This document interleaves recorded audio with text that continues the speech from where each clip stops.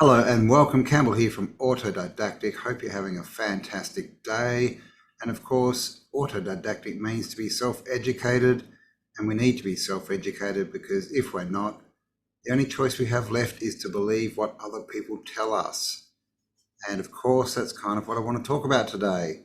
As we've all probably seen recently, Hawaii, more specifically Maui, has burnt.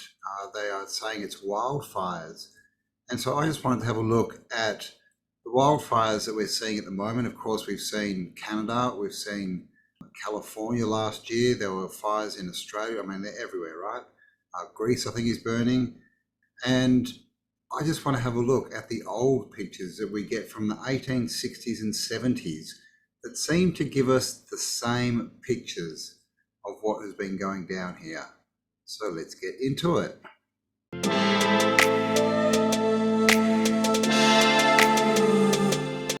So we're going to start with some pictures from Hawaii. Now this is Maui, and you'll see, just total destruction here for the cars, right? That they're metal, they're completely burnt out, but look at this tree.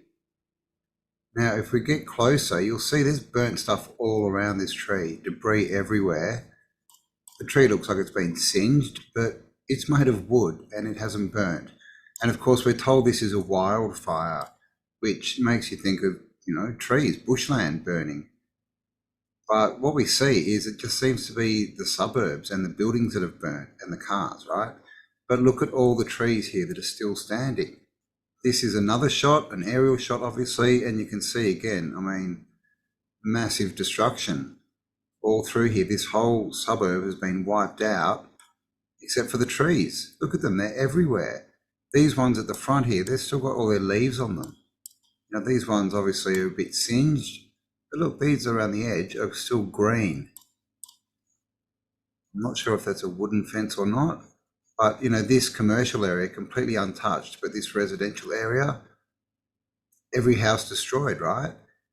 And this is very reminiscent of what we saw in Paradise in California.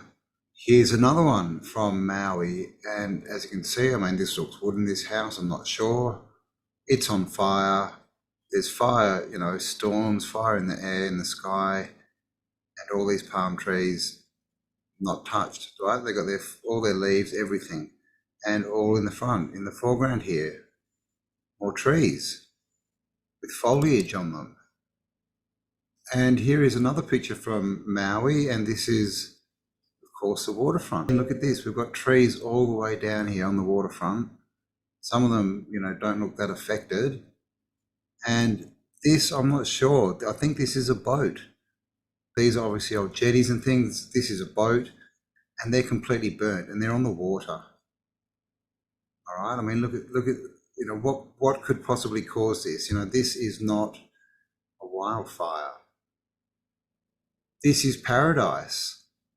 This was a couple of years ago in California, and this is the same picture, isn't it? Like all the houses completely destroyed, and look at all these trees just standing there. And again, this is supposed to be a wildfire. It should have come in through the trees, shouldn't it?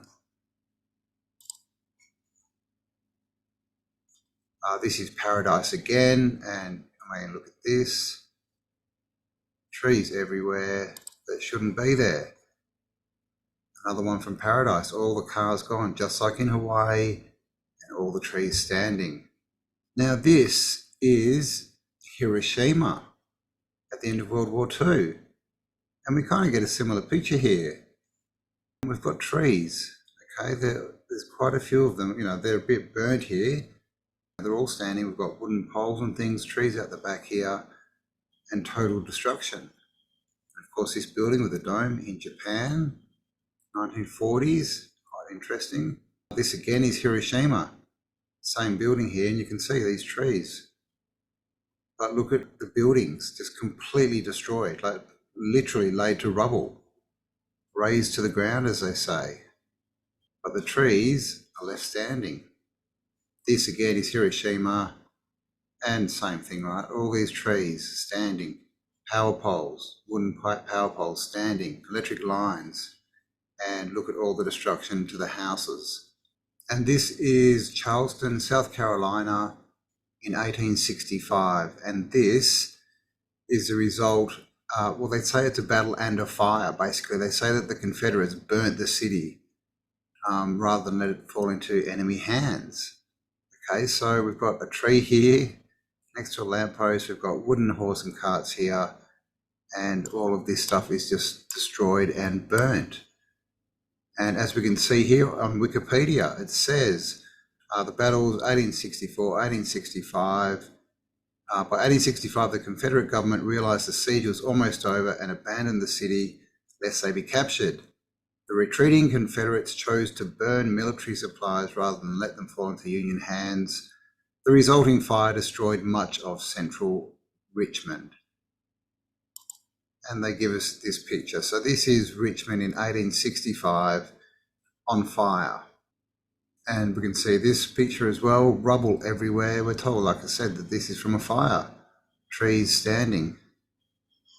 Here's another shot. This is Columbia in South Carolina. And as you can see, the city's burnt and the trees are still standing. They look like they've been singed a little, but they're still standing. And of course, if you didn't notice it, this is a wooden fence. All right, not touched at all. And look at the destruction out in the front here. So what could cause all this? Here we are back in Richmond, Virginia, 1860s.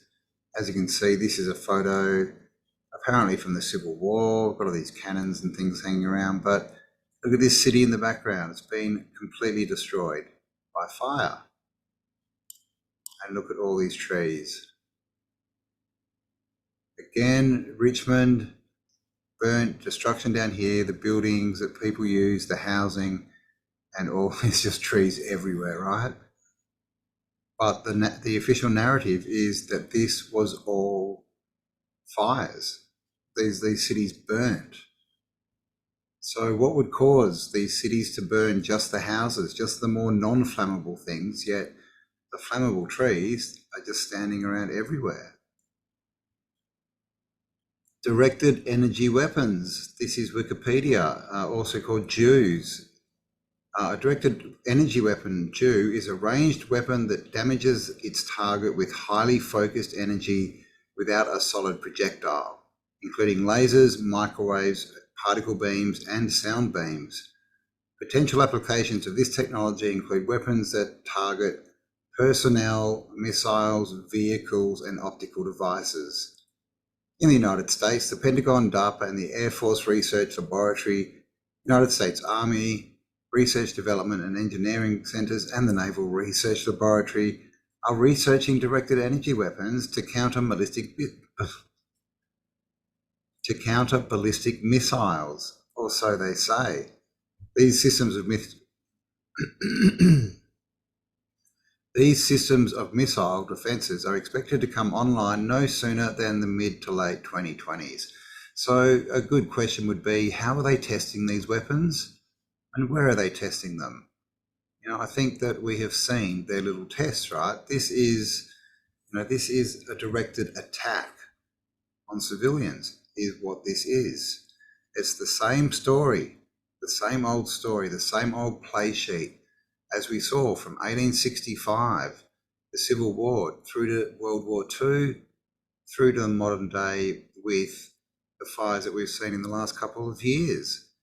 All very strange. These fires are burning the bricks, the mortar, the glass, the metal, and leaving the wood alone.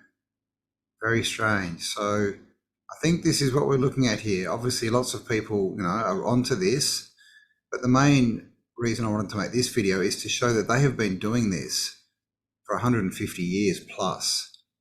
It's the same old script, the same old playbook, and they're continuing to do it. And people are still believing their narrative that this is somehow caused by wildfires.